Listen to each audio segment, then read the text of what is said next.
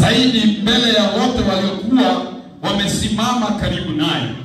Akapaza sauti akasema, muandaeni kila mtu mbele yangu.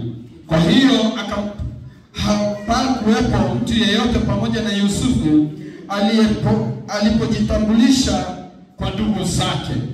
Naye akalia kwa sauti kubwa kiasi kwamba Wamisri walimsikia, nao hata watu wa nyumbani mwa Farao wakapata hizo habari.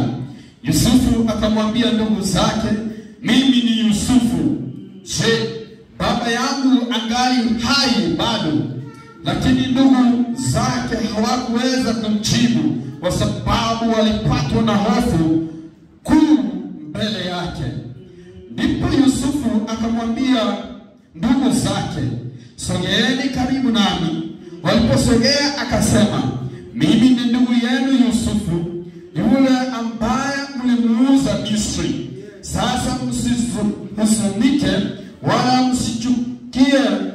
msijichukie wenyewe kwa kuniuza huku,